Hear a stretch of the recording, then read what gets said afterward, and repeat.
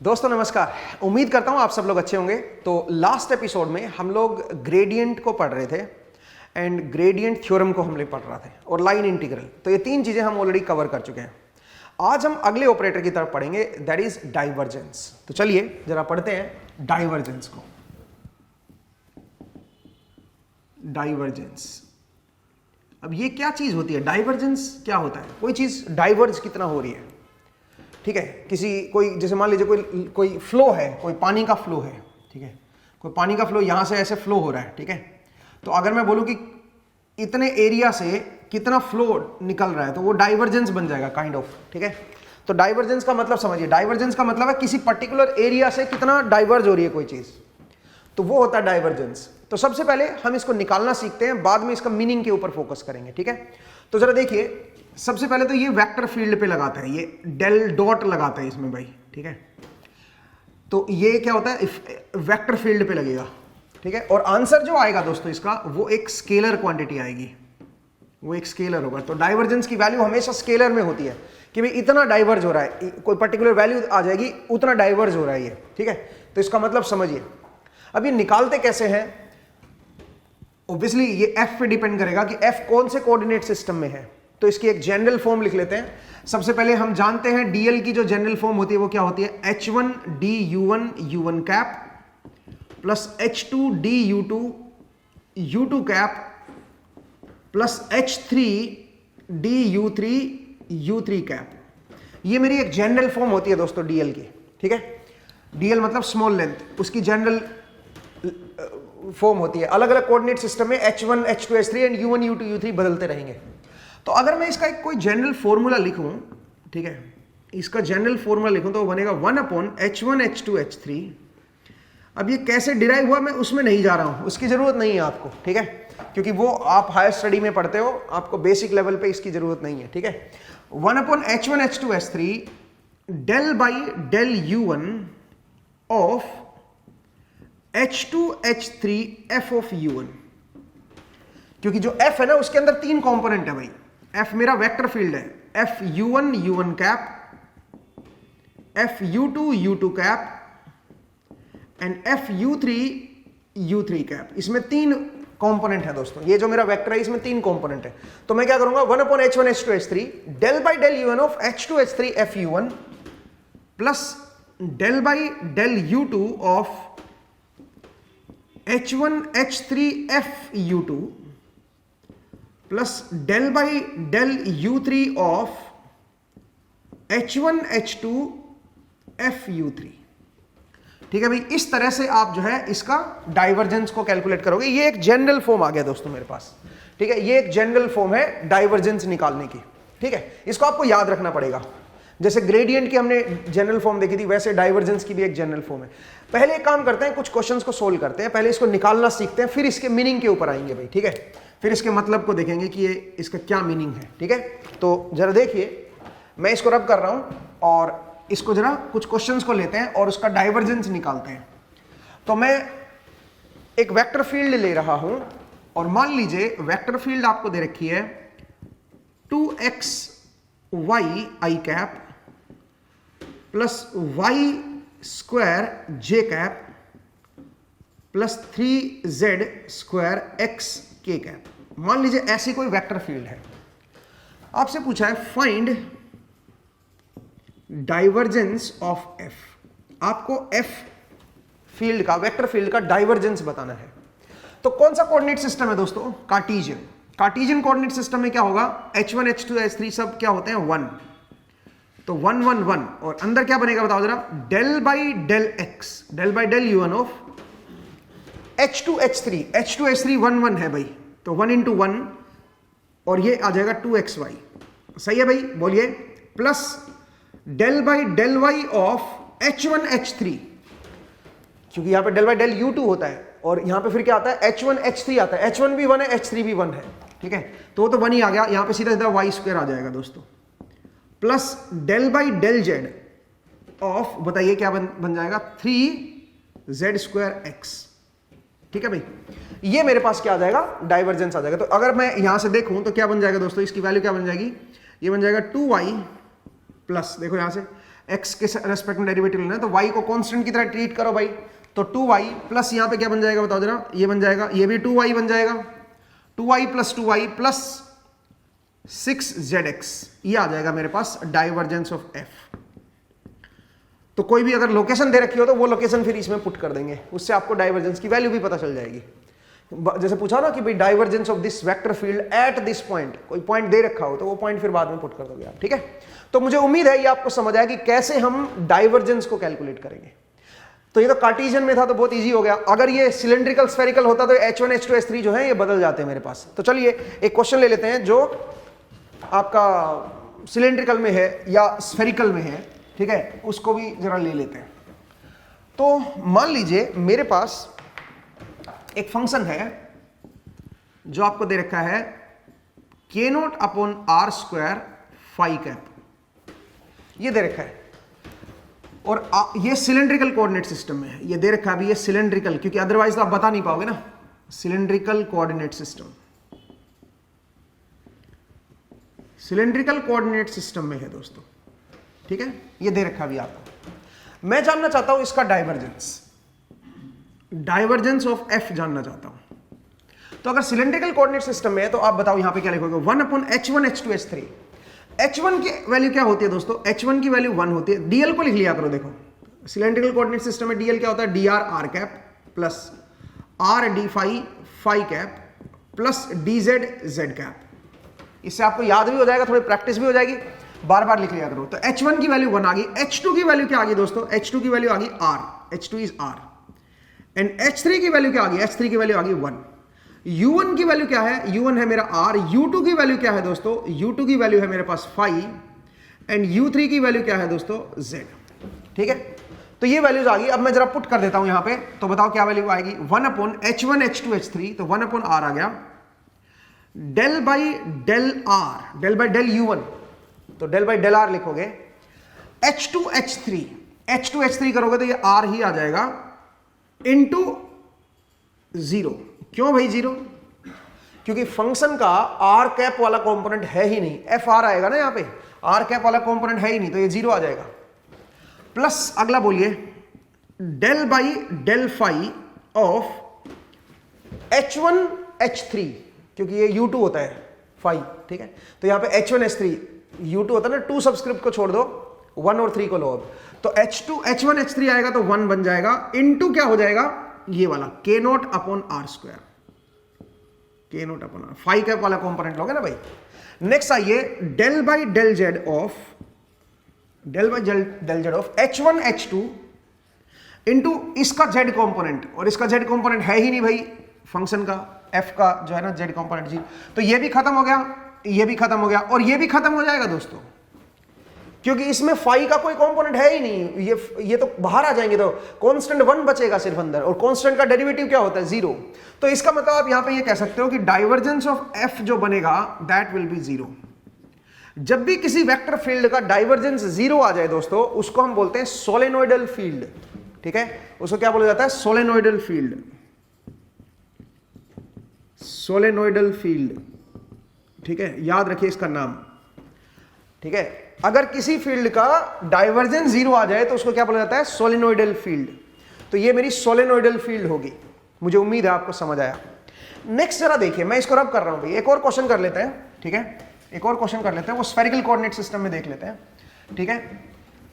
मान लीजिए मेरे पास कोई वेक्टर फील्ड है, ठीक है, और वो वेक्टर फील्ड कुछ इस तरह की दे रखी है, सम k0 upon r square r cap, और ये दे रखा है कि स्फेरिकल कोऑर्डिनेट सिस्टम में है, स्फेरिकल कोऑर्डिनेट सिस्टम। तो स्फेरिकल कोऑर्डिनेट सिस्टम में आपको ये दे रखा है। तो यहां पे अगर मैं h1 की बात करूं, dl को लिख लिया करो, dl is equal to dr r cap plus r d theta theta cap plus r sine theta d phi phi cap, ये मेरा dl होता है दोस्तों। तो अगर मैं इनके कोफिशिएंट कंपेयर करूंगा तो h1 h2 h3 आ जाएगा, तो h1 की वैल्यू 1 आएगी, h2 की वैल्यू क्या आ जाएगी दोस्तों r, एंड h3 की वैल्यू क्या आएगी बताओ जरा, r साइन थीटा। ये मेरे पास h1 h2 h3 आ गया। अब आइए u1 u2 u3, u1 की वैल्यू बनेगी r, u2 की वैल्यू बनेगी थीटा, एंड u3 की वैल्यू बनेगी फाई। तो बड़ा आसान है भाई, अब आपको क्या करना है, डाइवर्जेंस ऑफ एफ। तो डाइवर्जेंस ऑफ एफ क्या बनेगा, 1/h1h2h3 मल्टीप्लाई कर दो तो क्या हो जाएगा, r² sin थीटा, और अंदर क्या बनेगा, del by del r of, del by del r of, बताओ क्या लिखोगे, डेल बाई डेल u1 है ये, तो यहां पे क्या लिखोगे, h2h3, 1 वाला सब्सक्रिप्ट तो u1 में आ गया ना नीचे, तो h2h3 करोगे तो r² sin थीटा, तो यही हो गया, इनटू इसका r कैप कंपोनेंट k0/r²। ठीक है भाई, ये आ जाएगा दोस्तों, एक बार देख लो, ठीक है, k0/r², कुछ इस तरह का बन जाएगा, क्योंकि r कैप कंपोनेंट लिखना है ना अपने को। ठीक है भाई, अगले लिखने की जरूरत ही नहीं, क्यों भाई, क्योंकि इसमें और कोई कंपोनेंट है ही नहीं, थीटा कैप वाला या फाई कैप वाला कंपोनेंट है ही नहीं, तो वो सारे जीरो ही आएंगे। तो यहां से देखिए r² से r² कट गया मेरा, ठीक है, मेरा r² से r² कट गया, तो अब क्या करें भाई, r² से r² कट गया तो k0 रह गया और sin थीटा रह गया, इसका डेरिवेटिव लोगे विद रिस्पेक्ट टू r तो जीरो आएगा, तो इसका मतलब डाइवर्जेंस ऑफ f क्या बन गया दोस्तों, वो भी मेरा जीरो बन गया, तो यहां पे मेरा ये जीरो आएगा, इसका डाइवर्जेंस जो है वो जीरो आ रहा है, मुझे उम्मीद है आपको ये समझ आया। ठीक है, इसका डाइवर्जेंस जीरो आएगा, क्लियर है। आगे बढ़ते हैं, नेक्स्ट जरा देखिए, तो अब हम क्या करेंगे, अब अपने को एक और चीज देखनी है। तो डाइवर्जेंस का मीनिंग मैंने अभी तक आपको सिर्फ ये बताया कि निकालते कैसे हैं, तो उसके लिए स्टैंडर्ड फॉर्मूला है, उसको आप अप्लाई कीजिए, उससे निकल आएगा। जैसे ग्रेडियंट के लिए एक स्टैंडर्ड फॉर्मूला था, वैसे ही हमारा डाइवर्जेंस के लिए एक स्टैंडर्ड फॉर्मूला बन गया। अब हम क्या करेंगे, इसका मीनिंग को समझते हैं कि डाइवर्जेंस असल में क्या चीज है। डाइवर्जेंस का मतलब है कोई चीज कितना डाइवर्ज हो रही है। किसी फील्ड का डाइवर्जेंस जीरो है, इसका मतलब वो डाइवर्ज भी हो रही है और कन्वर्ज भी हो रही है, इसका मतलब नेट डाइवर्जेंस जीरो आया उसका। नेट डाइवर्जेंस जीरो होने का मतलब क्या है, मतलब वो डाइवर्जेंट का सोलेनोइडल फील्ड है, वो साइक्लिक है, आप ये कह सकते हो। ठीक है, उसका नेट डाइवर्जेंस मेरा जीरो आएगा। तो पॉइंट को समझिए कि डाइवर्जेंस का क्या मीनिंग होता है। अब यहां से हमारे पास एक नई थ्योरम बनती है जिसको हम बोलते हैं डाइवर्जेंस थ्योरम। ठीक है, डाइवर्जेंस थ्योरम, ये भी बड़ी कमाल की है दोस्तों, डाइवर्जेंस थ्योरम।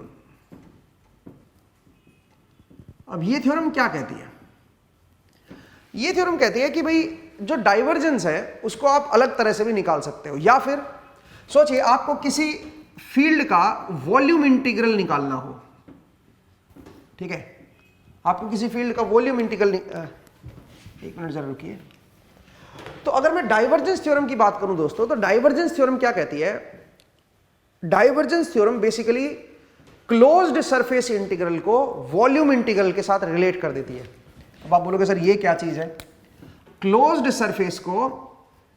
सरफेस इंटीग्रल को वॉल्यूम इंटीग्रल में कन्वर्ट कर देती है। वॉल्यूम इंटीग्रल में कन्वर्ट करने का टूल है, बस आप ये समझिए। ठीक है, क्लोज्ड सरफेस इंटीग्रल को वॉल्यूम इंटीग्रल में लिखने का एक टूल है, आप ये समझिए। इसको हम क्या बोलते हैं, डाइवर्जेंस थ्योरम। जो क्लोज्ड सरफेस, आप बोलोगे सर ऐसा क्यों, आप खुद सोचिए। जब भी कोई सरफेस क्लोज्ड होगा, जैसे ये कोई क्लोज्ड सरफेस है, इसका मतलब उसके साथ पक्का वॉल्यूम एसोसिएटेड होगा। क्लोज्ड सरफेस के साथ 100% क्या होगा, वॉल्यूम एसोसिएटेड होगा। तो जब भी आपको कोई क्लोज्ड सरफेस निकालना हो, क्लोज सरफेस इंटीग्रल निकालना हो, जैसे कि कई सारे मेरे पास फंक्शन है जिनमें आपको क्लोज्ड सरफेस इंटीग्रल निकालना है। जैसे मान लीजिए कोई वेक्टर फील्ड है, आप क्या करना चाह रहे हो, कोई f.ds करना चाह रहे हो और क्लोज्ड सरफेस इंटीग्रल निकालना चाह रहे हो, तो आप इसको किस में कन्वर्ट कर सकते हो दोस्तों, इसको आप वॉल्यूम इंटीग्रल में कन्वर्ट कर सकते हो। कैसे, that must be equal to, that will be equal to divergence of f dv, और यहां पे आप वॉल्यूम इंटीग्रल कर दो। dv के अंदर जो है वो जितने भी कंपोनेंट आएंगे, जैसे 3 कंपोनेंट आ रहे हैं तो तीनों कंपोनेंट आप लिख दो और डाइवर्जेंस ऑफ f लेके ऐसा कर सकते हो। तो आप क्या कर सकते हो, क्लोज्ड सरफेस इंटीग्रल को वॉल्यूम इंटीग्रल में कन्वर्ट कर सकते हो। बट जरा सोचिए कि वॉल्यूम मेरा पहले से ही बहुत ज्यादा स्मॉल हो, ये वॉल्यूम जो है बहुत ज्यादा स्मॉल है, जो क्लोज्ड सरफेस है उसका जो वॉल्यूम है वो बहुत ही माइन्यूट आ रहा है, तो आप क्या करोगे, तो आपको इंटीग्रल लगाने की जरूरत नहीं है। ठीक है, आपको इंटीग्रल लगाने की जरूरत नहीं है, आप क्या कर सकते हो, आप सीधा ऐसे भी लिख सकते हो। ठीक है, आपको इंटीग्रल लगाने की जरूरत नहीं है, और आप dv की जगह डेल्टा v ले लो, आप ऐसे लिख सकते हो। तो यहां से आप क्या बोल सकते हो, यहां से आप बोल सकते हो डाइवर्जेंस ऑफ f जो आएगा that is closed surface integral divide by delta v and limit delta v tends to 0। आप इस तरह से भी डाइवर्जेंस को डिफाइन कर सकते हो दोस्तों, कि डाइवर्जेंस क्या होता है। डाइवर्जेंस को अगर मैं डिफाइन करूं तो मैं ऐसे भी बोल सकता हूं, डेल्टा वी टेंड्स टू 0, क्योंकि ये बहुत ज्यादा स्मॉल वॉल्यूम है, इसीलिए मैंने इंटीग्रल नहीं लगाया। जब वॉल्यूम बहुत ज्यादा स्मॉल है तो इंटीग्रल लगाने की क्या जरूरत है, ठीक है। तो इस तरह से आपके पास डाइवर्जेंस ऑफ एफ आ जाएगा। तो डाइवर्जेंस ऑफ एफ को अगर मैं डिफाइन करूं तो मैं कह सकता हूं divergence of F is surface closed surface integral per unit volume, ठीक है। ये जस्ट एक मैथमेटिकल डेफिनेशन होगी, आप ये समझिए, ठीक है। तो फिलहाल खैर मैं इस पे नहीं जा रहा हूं, बस आप इसको ध्यान रखिएगा। और अगर वॉल्यूम मेरा लार्ज है दोस्तों तो फिर आप इसको इंटीग्रल की फॉर्म में लिख सकते हो, आप ऐसे लिख सकते हो दोस्तों। अब आप बोलोगे सर ये इसको प्रूव करो, ये कहां से बनी है। तो प्रूफ मैं कर सकता हूं, बट सच बताऊं तो उसकी जरूरत नहीं है आपको प्रूफ की, ठीक है। वैसे करना है तो कर भी सकते हो आप प्रूफ, कोई इसमें कोई बड़ा चीज नहीं है, बट प्रूफ की फिलहाल के लिए रिक्वायरमेंट नहीं है, तो हम प्रूफ में नहीं जाएंगे। बिकॉज ये पहली बात तो ये एडवांस लेवल का आपका आ जाता है, आपको बस पता होगा तो भी काफी है। आप बोलोगे सर इसका क्या यूज क्या है, इसको बोलते हैं डाइवर्जेंस थ्योरम। डाइवर्जेंस थ्योरम, तो डाइवर्जेंस थ्योरम में आप देखो क्या कर रहे हो, आप क्लोज्ड सरफेस इंटीग्रल को वॉल्यूम इंटीग्रल के साथ रिलेट कर रहे हो, कि आप उसको वॉल्यूम इंटीग्रल में लिख सकते हो दोस्तों। क्लोज सरफेस इंटीग्रल को वॉल्यूम इंटीग्रल की टर्म में लिख सकते हो। आपको बस कुछ नहीं करना, डाइवर्जेंस ऑफ एफ लेना पड़ेगा यहाँ पे, ठीक है। उससे आप इसको कन्वर्ट कर सकते हो वॉल्यूम इंटीग्रल में, ठीक है। तो मुझे उम्मीद है आपको ये समझ आया। अब एक काम करते हैं, एक दो क्वेश्चन करके देखते हैं इससे, और देखते हैं उससे क्या आंसर आ रहा है मेरे पास। सबसे पहले ये निकालेंगे और फिर ये निकालेंगे, ठीक है। आप बोलोगे सर ये कैसे निकालोगे, ये निकालते कैसे हैं। जैसे आपने लाइन इंटीग्रल को सीखा था वैसे ही अब हम सरफेस इंटीग्रल को सीखते हैं। इसको क्या बोलते हैं, इसको बोला जाता है सरफेस इंटीग्रल। जैसे लास्ट क्लास में अगर आपको याद हो हमने लाइन इंटीग्रल को सीखा था। अगर आपको मैं याद दिलाऊं, हमने पढ़ा था ये एफ डॉट डी एल कैसे कैलकुलेट करते हैं, ठीक है। या फिर हमने ये भी पढ़ा था कुछ gradient of F dot D L कैसे करते हैं। ये क्या था बताओ, ये मेरा था लाइन इंटीग्रल, इसको बोलते हैं लाइन इंटीग्रल। ऐसे ही क्या होता है हमारा सरफेस इंटीग्रल होता है दोस्तों। वो कैसे कैलकुलेट किया जाता है वो भी जरा देख लेते हैं। मैं इसको रब कर रहा हूं भाई, ठीक है, इसको रब कर रहा हूं। सबसे पहले देखेंगे ओपन सरफेस इंटीग्रल क्या होता है, और फिर उसको हम क्लोज्ड सरफेस की तरफ जाएंगे। मान लीजिए आपके पास कोई फील्ड दे रखी है, और वो फील्ड है k not upon r square r cap. Radially outward आ रही है कोई फील्ड, ठीक है, मतलब कहीं से ओरिजिनेट हो रही है। सोचिए यहां से ये फील्ड रेडियली आउटवर्ड जा रही है, सिलेंड्रिकल कोऑर्डिनेट सिस्टम में बाहर की तरफ निकल रही है ये फील्ड, ठीक है। ऐसे ये बाहर की तरफ कोई ये फील्ड जो है, और इसकी वैल्यू जो है आर के साथ कम होती जा रही है। जितना आप बाहर की तरफ जाओगे उतना इसकी मैग्नीट्यूड कम होता जाएगा। ये फील्ड रेडियली आउटवर्ड है आर कैप। आर कैप का मतलब अगर मैं स्फेरिकल कोऑर्डिनेट सिस्टम ले लूं तो बाहर की तरफ निकल रही है, हर पॉइंट पे ऐसे ऐसे जा रही है। मुझे क्या करना है, मुझे यहां पे मान लीजिए कोई क्लोज्ड सरफेस है, या चलो पहले ओपन सरफेस ले लेते हैं, ठीक है, कोई ओपन सरफेस ले लेते हैं। और मुझे क्या करना है, मुझे उस ओपन सरफेस का, ओपन सरफेस कोई भी ले, इसी का कुछ पार्ट भी ले सकते हो आप, स्फीयर का भी कुछ पार्ट ले सकते हो, ठीक है। उसमें इसका ओपन सरफेस इंटीग्रल बताना है, एफ डॉट डी एस निकालना है दोस्तों। और आपको सरफेस दिया जाएगा कि कौन से सरफेस पे आपको ये निकालना है, एफ डॉट डी एस, ये कौन से सरफेस पे निकालना है ये आपको दिया जाएगा। तो इसको कैसे कैलकुलेट करते हैं, डीएस आपको लिखना आना चाहिए बस, और उसकी डायरेक्शन देखनी आनी चाहिए बस, और क्या है, और डॉट लेना है फिर आपको इसके साथ, ठीक है। डीएस आपको लिखना आना चाहिए और उसका डॉट लेना, बस आसान है, इसमें कुछ है ही नहीं भाई, ठीक है। तो कैसे करोगे जरा देखिए। जैसे क्लोज्ड सरफेस इंटीग्रल निकालना है तो पूरा सरफेस ले लो। अगर कुछ इसका कुछ हिस्सा दे रखा है, जैसे मान लीजिए आपको हेमिस्फीयर दे रखा है, सोचिए ओपन सरफेस लेना ना अपने को शुरू में, ओपन सरफेस आप हेमिस्फीयर ले लो।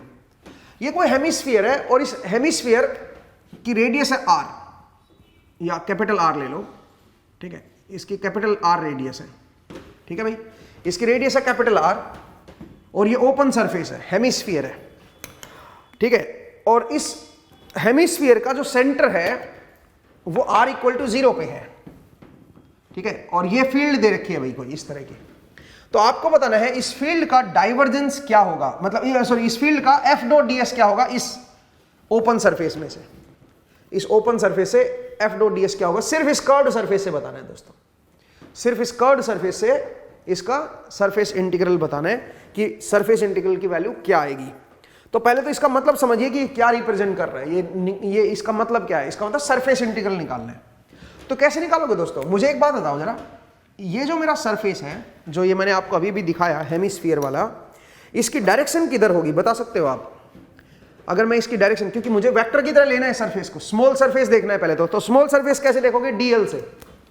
डीएल क्या होता है स्फेरिकल कोऑर्डिनेट सिस्टम में, d r r cap plus r d phi phi cap, r d theta theta cap plus r sine theta plus r sine theta d phi phi cap. सही बात है भाई, ये मेरा डीएल होता है दोस्तों। तो अब बताओ क्लोज्ड सरफेस, ये ओपन सरफेस है मेरा, इसके ऊपर अगर मैं स्मॉल सरफेस एरिया लूंगा तो कितना आएगा वो स्मॉल सरफेस एरिया, बता सकते हो? इसके ऊपर अगर मैं स्मॉल सरफेस एरिया लूं तो वो जो स्मॉल सरफेस एरिया आएगा वो क्या आएगा, आप बताओ? इस सरफेस पे क्या चीज कांस्टेंट है, रेडियस। तो डी आर को मतलब बस, तो डीएस की जो वैल्यू आएगी दोस्तों वो बन जाएगी r square sine theta d theta d phi. ये मेरा इसका स्मॉल सरफेस का एरिया हो जाएगा, डीएस आ जाएगा, स्मॉल सरफेस एरिया आ जाएगा, ये मेरा डीएस आ जाएगा। ठीक है, नाउ द क्वेश्चन इज, मुझे वेक्टर की तरह लेना है भाई, इसकी डायरेक्शन भी तो होगी। मैंने आपको बताया था सरफेस की जो डायरेक्शन होती है, एरिया की जो डायरेक्शन होती है, वो कैसे लेते हो? अगर एरिया को वेक्टर लेना पड़ जाए तो डायरेक्शन ऑलवेज क्या होगी, इसके परपेंडिकुलर और आउटवर्ड होगी, फ्रॉम इनसाइड टू आउटसाइड। तो इसका मतलब परपेंडिकुलर तो ये बनेगा भाई, तो ये इसका मतलब यहां पे बाहर की तरफ आए, परपेंडिकुलर ये डायरेक्शन आएगी इसकी, ये डायरेक्शन आएगी इसकी, तो ये तो रेडियली आउटवर्ड ही हो गया भाई, इधर तो रेडियस ही बढ़ रही है बाहर की तरफ। तो इसलिए इसकी जो डायरेक्शन है यहाँ पे वो क्या बनेगी, आर कैप, अगर मैं इसको वेक्टर की तरह ले लूं तो। ठीक है भाई, तो ये मेरे पास स्मॉल सरफेस बन गया दोस्तों, ये मेरे पास स्मॉल सरफेस बन गया। आई होप आपको क्लियर हुआ।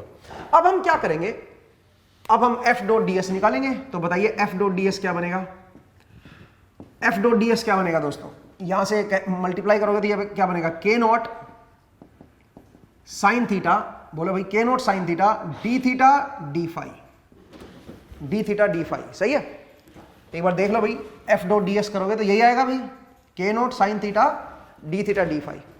बट मुझे क्या करना है, मुझे अब इसका इंटीग्रल लेना है, तो इधर इंटीग्रल आ जाएगा तो इधर भी इंटीग्रल आ जाएगा, इधर किसके साथ आएगा, थीटा और फाई के साथ। अगर डॉट लिया ना, ध्यान से देखो, डॉट में R cap dot R cap आएगा ना, दोनों सेम डायरेक्शन में, तो R cap dot R cap मेरा 1 बन जाएगा ना भाई। सही है, तो बाकी जो बचेगा उसको मैंने मल्टीप्लाई कर दिया।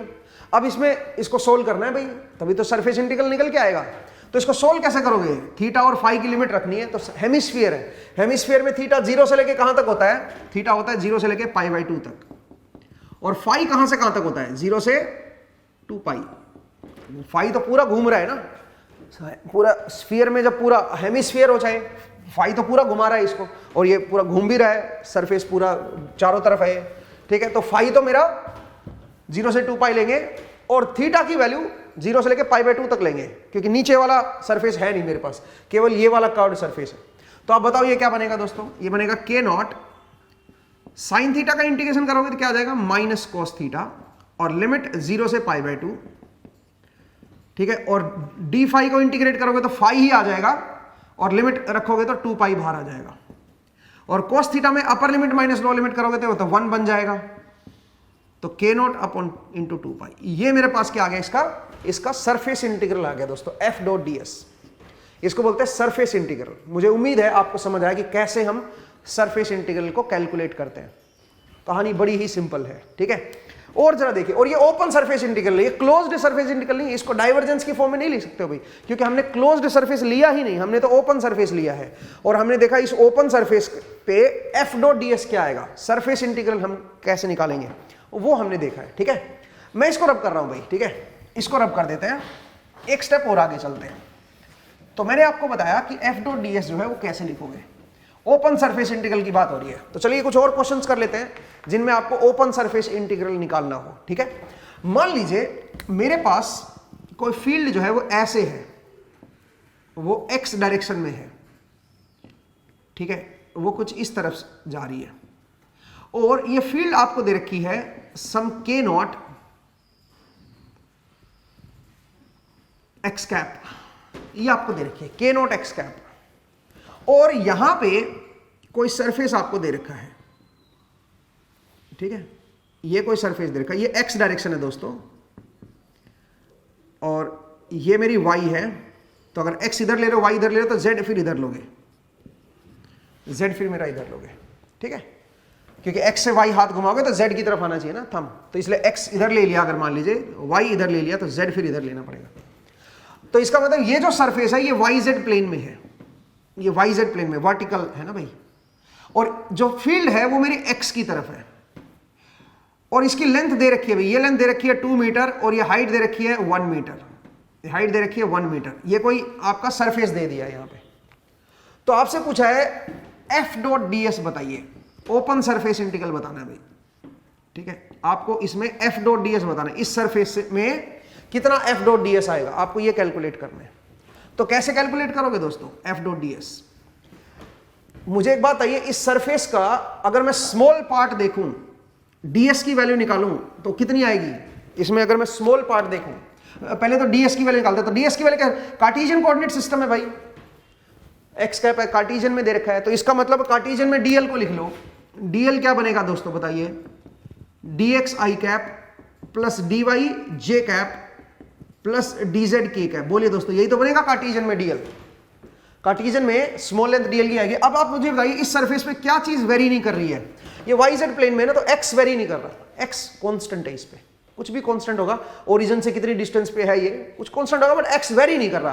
तो dx की वैल्यू मैं क्या ले लूंगा? 0। तो ds की वैल्यू जो स्मॉल सरफेस एरिया आएगा दोस्तों, वो क्या बनेगा? वो बनेगा dy dz, ये बनेगा स्मॉल सरफेस। अब अगला सवाल है, मुझे तो वेक्टर की तरह लेना है, मुझे डायरेक्शन देखनी है। तो डायरेक्शन क्या होगी? तो स्मॉल सरफेस तो मुझे पता चल गया, इसके ऊपर जो स्मॉल सरफेस बनेगा वो क्या बनेगा। अगला सवाल है कि उसकी डायरेक्शन क्या होगी। तो उसकी डायरेक्शन क्या होगी दोस्तों? सरफेस के परपेंडिकुलर। अब सरफेस के परपेंडिकुलर तो इधर भी हो सकता है और इधर भी हो सकता है, दोनों ही केस हो सकते हैं भाई, क्योंकि दोनों ही परपेंडिकुलर है सरफेस के। ओपन सरफेस में डायरेक्शन आप बता नहीं पाते हो ज्यादा, ओपन सरफेस में आप एग्जैक्ट सरफेस की डायरेक्शन नहीं बता पाओगे। आप बोलोगे सर क्यों नहीं बता पाएंगे? जरा देखिए, ओपन सरफेस है, ये क्लोज्ड सरफेस है। क्लोज्ड सरफेस में तो क्या है, बड़ा इजी है डायरेक्शन बताना। क्यों भाई? क्योंकि परपेंडिकुलर टू द सरफेस होगी। तो क्लोज्ड में क्या होता है? From inside to outside. अब इसमें इनसाइड तो इसके अंदर ही होगा भाई, और उससे बाहर की तरफ आपको डायरेक्शन बतानी है। तो क्लोज्ड सरफेस में तो एरिया की डायरेक्शन आप बता दोगे कि भाई यहां पे बाहर की तरफ है। बट अगर मैं ओपन कर दूं इसको, तो इसका मतलब अब इनसाइड का कोई मीनिंग नहीं है। अब ये नहीं बोल सकते कि ये पॉइंट इसके इनसाइड है और ये पॉइंट इसके आउटसाइड है, आप ऐसा नहीं कह सकते हो, ठीक है। अब जैसे मान लीजिए मैं ये बोलूं कि भाई मैं यहां पे अपने घर में रह रहा हूं या अपने रूम में हूं, ठीक है, तो जैसे हम बोलते हैं हम फ्री हैं, एक समझिए हम फ्री हैं। क्या मैं अर्थ से दूसरे प्लेनेट पे जा सकता हूं? नहीं, मेरे पास वो सलाहियत नहीं है अभी, ठीक है। उसके लिए मुझे रॉकेट चाहिए और प्लेन चाहिए, ठीक है, और पता नहीं क्या क्या चाहिए। तो कुल मिला के एक तरह से देखा जाए तो मैं फ्री नहीं हूं, मैं केवल अर्थ तक बाउंड हो गया हूं, बिना रिसोर्सेज के मैं अर्थ तक बाउंड हो गया हूं, मैं फ्री नहीं हूं। लेकिन एक दूसरे सेंस में मैं अपने आप को फ्री भी महसूस कर रहा हूं। अगर मैं उस रेफरेंस से ना देखूं, उस अर्थ वाले प्रोस्पेक्टिव से ना देखूं, तो मैं बोलूंगा कि यार मैं तो फ्री हूं, कहीं पे भी जा सकता हूं, ठीक है, मुझे कोई रोकने वाला नहीं है। तो उस सेंस से मैं बोलूंगा कि मैं फ्री हूं। बट कोई बंदा जो चांद पे बैठा है वो बोलेगा तुम कहां फ्री हो, तुम तो जेल में बैठे हो भाई, अर्थ तो एक जेल है, मैं फ्री हूं, मैं स्पेस में घूम रहा हूं, ठीक है। आप सोचिए मतलब एक नजरिया है। तो जब भी कोई चीज ओपन सरफेस होती है ना, तो उसमें आप ये नहीं कह सकते हो कि भाई ये जो है ये इनसाइड वाला पॉइंट है और ये आउटसाइड वाला पॉइंट है, ये नहीं है भाई, ओपन सरफेस में नहीं डिफाइन कर सकते। तो फिर यहां पे एरिया की डायरेक्शन दो तरह से हो सकती है। इसके परपेंडिकुलर होगा ना, तो बाहर की तरफ भी ले सकते हो और इसके अंदर की तरफ भी ले सकते हो। फिर एरिया परपेंडिकुलर होना चाहिए फिर, ठीक है। तो पिछले क्वेश्चन में भी आपकी जो डायरेक्शन थी वो आर कैप भी हो सकती थी और माइनस आर कैप भी हो सकती थी। प्लस माइनस आंसर आएगा अभी पिछले क्वेश्चन में, प्लस माइनस आंसर आएगा। अब यहां पे देखिए, यहां पे भी एरिया की जो डायरेक्शन इधर भी हो सकती है, इधर भी हो सकती है। तो मैं फिलहाल के लिए इसको एक्स कैप लिख रहा हूं, बट सच बताऊं तो एक्स कैप और माइनस एक्स कैप दोनों ही हो सकता है, ठीक है। तो पॉइंट को समझिए दोस्तों कि एरिया की डायरेक्शन को हम कैसे देखेंगे। डायरेक्शन कैसे होगी? Perpendicular to the surface and from inside to outside. Inside to outside के देखने के लिए क्लोज्ड होना जरूरी है उसका। अगर ओपन सरफेस है तो आप ये नहीं बता पाओगे कि ये इनसाइड पॉइंट है या आउटसाइड पॉइंट है। ओपन सरफेस में इनसाइड आउटसाइड पॉइंट नहीं होता, ठीक है। तो ये चीज आपको ध्यान रखनी पड़ेगी। तो दो तरफ डायरेक्शन हो सकती है, इधर भी और इधर भी। तो अब आप बताओ एफ डॉट डी एस लिखोगे तो क्या बनेगा, ये बनेगा के not D Y D Z. अगर मैं एक्स कैप ले लूं तो ये भी एक्स कैप है, ये भी एक्स कैप है दोस्तों, तो दोनों की डायरेक्शन क्या होगी बताओ, दोनों की डायरेक्शन सेम ही होगी, तो डॉट प्रोडक्ट पॉजिटिव आएगा। लेकिन यहां पे तो माइनस एक्स कैप भी तो हो सकता है, तो नेगेटिव भी आएगा। तो दो साइन हो सकते हैं डिपेंडिंग ऑन एरिया किधर ले रहे हो आप, ठीक है। तो ये बनेगा के not D Y D Z. अब मुझे क्या करना है, मुझे इसको इंटीग्रेट करना है, सरफेस इंटीग्रल करना है ना, तो उसको इंटीग्रेट कर दो। एक्स वाई कहां से कहां तक वेरी कर रहा है, वाई मेरा 0 से 1 वेरी कर रहा है, और जेड मेरा कहां से कहां तक वेरी कर रहा है, 0 से 2 ले लो भाई। तो क्या बन जाएगा दोस्तों, ये बन जाएगा 2k नॉट, और प्लस माइनस पॉजिटिव भी हो सकता है, नेगेटिव भी हो सकता है दोस्तों। तो पॉइंट को समझिए कि किस तरह से हम सरफेस इंटीग्रल को कैलकुलेट करेंगे, कितना मेरा सरफेस इंटीग्रल आएगा। इस सरफेस इंटीग्रल को फ्लक्स भी बोलते हैं, flux of F in this area. In this area कितना फ्लक्स है, कितना फ्लक्स इससे, इस एरिया से निकल रहा है इस फील्ड का। तो आप क्या बोल सकते हैं, इसके एक नई एक फिजिकल मीनिंग भी है इसका। अगर मान लीजिए मैं ये बोल दूं कि भाई मेरे पास कोई वेक्टर फील्ड है और उस वेक्टर फील्ड का मैं डॉट डीएस ले रहा हूं और सरफेस इंटीग्रल कर रहा हूं, तो इसका मतलब क्या है, इसको मैं बोल सकता हूं flux of F, flux of F through area. और कौन सा एरिया, ये आपको जो लिमिट लगाओगे उससे एरिया डिफाइन हो जाएगा ना डीएस का।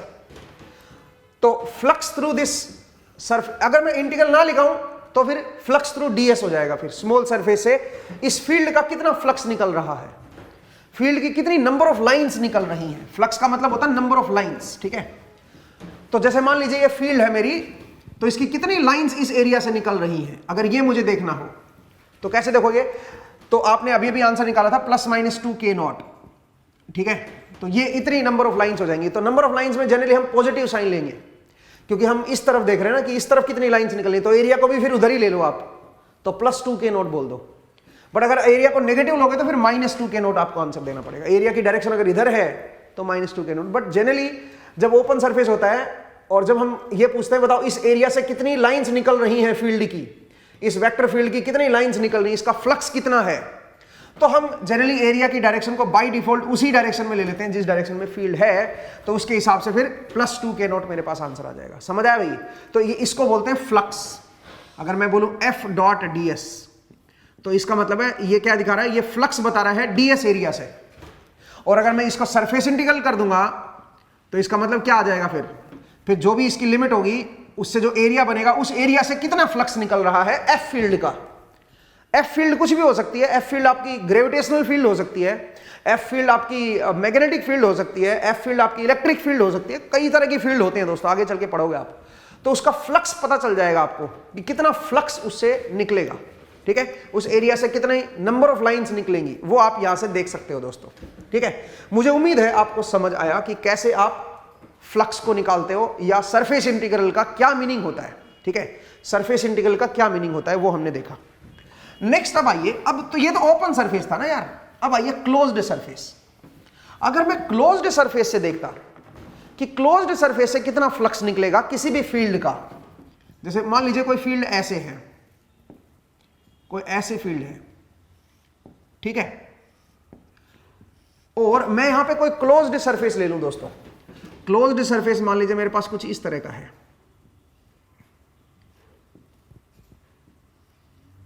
ये मेरा क्लोज्ड सरफेस है।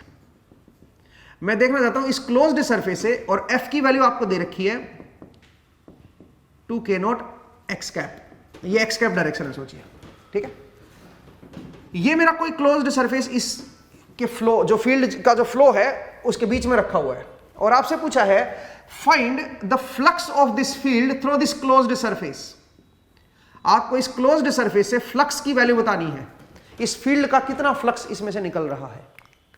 तो इसका मतलब मुझे क्या लेना पड़ेगा, मुझे क्लोज्ड सरफेस इंटीग्रल लेना पड़ेगा भाई, क्लोज्ड सरफेस इंटीग्रल लेना पड़ेगा, तभी तो क्लोज्ड सरफेस से फ्लक्स निकल के आएगा। क्योंकि एक सरफेस से नहीं पूछा, अब आपको क्लोज्ड सरफेस से पूछ लिया, पूरे बंद डब्बे से कितनी लाइंस निकल रही हैं वो पूछ लिया। तो इसमें फिर देखो कितने हिस्से हैं इसके, इस सरफेस के अगर आप देखोगे तो ये सरफेस कुछ इस तरह का है ना, तो इस सरफेस के कितने हिस्से हैं, 1 2 3 4 5 6 सरफेसेस है इसके अंदर, इसके अंदर 6 सरफेसेस है और वो सरफेस आप यहां से भी देख सकते हो, ये एक सरफेस है, ऊपर वाला ये दूसरा सरफेस हो गया, इसके ऑपोजिट ये नीचे तीसरा हो गया, और फिर ये 4, 5 और 6 6 सरफेसेस है। अब जो ये ऊपर वाला सरफेस है ये वाला और ये नीचे वाला सरफेस है, यहां पे सरफेस F.ds 0 आएगा दोस्तों, इनमें से कोई लाइंस नहीं निकल रही। क्यों? क्योंकि यहां पे जो एरिया की डायरेक्शन, अब यहां पे एरिया की डायरेक्शन डिफाइन होगी है दोस्तों। क्यों? क्योंकि अब ये बंद सरफेस है। अगर बंद सरफेस है तो एरिया की डायरेक्शन डिफाइंड है, from inside to outside, perpendicular होना चाहिए सरफेस के, और अंदर से बाहर की तरफ दिखाएंगे अब इसको। यहां पे भी एरिया की डायरेक्शन डिफाइन होगी, तो इन दोनों एरिया से F.ds 0 आएगा। क्यों भाई? क्योंकि F मेरा i कैप की तरफ है, जबकि ये अगर मैं डायरेक्शन दिखाऊं, ये मेरा x कैप मान लो, इधर मेरा y कैप मान लो, इधर आपकी तरफ क्या हो जाएगा z कैप। तो अगर इस सरफेस की और इस सरफेस की डायरेक्शन अगर आप देखोगे तो ये है मेरा y कैप की तरफ और ये है मेरा माइनस y कैप की तरफ, तो जो डॉट प्रोडक्ट आएगा दोस्तों वो 0 बनेगा। F.ds जो बनेगा वो मेरा 0 बनेगा इन दोनों पे, ठीक है। अब आइए साइड वाला एरिया, जो ये साइड वाला जो एरिया होता है, ये सामने वाला और ये पीछे वाला जो फ्रंट वाला एरिया है, उससे देखते हैं। फ्रंट वाले एरिया के साथ भी डॉट प्रोडक्ट 0 आएगा। बताइए क्यों? क्योंकि फ्रंट वाला जो है ये आपकी तरफ है, z की तरफ है ये, इसका जो एरिया की जो डायरेक्शन आएगी, अगर मैं फ्रंट वाला एरिया ले लूं दोस्तों, ये वाला एरिया, तो इसकी जो डायरेक्शन है वो आपकी तरफ है। इधर वाली डायरेक्शन ये है, इधर वाले की ये है, इधर वाले की ये है, तो फ्रंट वाले की डायरेक्शन आपकी तरफ है, और जो फील्ड है वो आपकी x की तरफ है, तो डॉट प्रोडक्ट उनका भी क्या हो जाएगा? 0। तो फ्रंट वाले फेस सरफेस और पिछले बैक वाला सरफेस, उसकी वजह से भी F.ds जो है वो 0 आएगा। बचे 2 सरफेस, कौन से भाई? एक तो ये वाला सरफेस बचा और एक ये वाला सरफेस बचा, ये पीछे वाला। इस सरफेस की डायरेक्शन इधर है और इस सरफेस की डायरेक्शन इधर है। ये सरफेस की डायरेक्शन इधर है, ये सरफेस की डायरेक्शन आपकी इधर है। तो जो इस पे F.ds आएगा उतना ही एरिया ये भी तो है, उतना ही F.ds इस पे आएगा। इस पे अगर पॉजिटिव आएगा तो इस पे नेगेटिव आएगा, तो दोनों को जब टोटल करोगे तो आंसर आएगा 0। समझ आया भाई? तो यहां पे इस केस में, अगर इस पर्टिकुलर सिचुएशन में अगर आप F.ds क्लोज्ड सरफेस इंटीग्रल देख रहे हो तो वो आएगा मेरा 0। मुझे उम्मीद है आपको ये समझ आया कि कैसे हम F.ds का क्लोज्ड सरफेस इंटीग्रल निकालते हैं, ठीक है। अगले एपिसोड में जब आपसे मुलाकात होगी तो और क्लोज्ड सरफेस इंटीग्रल को हम लोग समझेंगे और डाइवर्जेंस थ्योरम की तरफ अल्टीमेटली हम मूव करेंगे। तो आज के एपिसोड में मैंने सिर्फ आपको डाइवर्जेंस निकालते कैसे हैं वो समझाया, और फिर मैं सरफेस इंटीग्रल पे आ गया हूं। तो सरफेस इंटीग्रल में open surface and closed surface दोनों के इंटीग्रल को हम निकाल रहे हैं, और इसका क्या मतलब होता है वो हमने देखा। सरफेस इंटीग्रल का मतलब होता है फ्लक्स ऑफ द फील्ड, इस फील्ड का कितना फ्लक्स है वो मैं निकाल रहा हूं थ्रू दिस एरिया। जो भी सरफेस एरिया जो लिमिट होगी इंटीग्रेशन की, वो लिमिट आपको बता देंगे कि कितना एरिया है, उस एरिया में से कितनी लाइंस निकल रही हैं इस फील्ड की, कितना फ्लक्स निकल रहा है इस फील्ड का, वो आप निकाल रहे हो भाई। तो इसका मतलब भी आपको क्लियर होना चाहिए कि इसका क्या मीनिंग होता है .ds का, ठीक है ना। तो चलिए दोस्तों, आज के लिए इतना ही करेंगे, और अगले एपिसोड में फिर से आपसे मुलाकात होगी। इस पॉइंट से हम आगे बढ़ेंगे और सरफेस इंटीग्रल को थोड़ा और गहराई से समझेंगे। नेक्स्ट एपिसोड में मिलते हैं। अपना ख्याल रखिए, पढ़ते रहिए, मुस्कुराते रहिए। Thank you.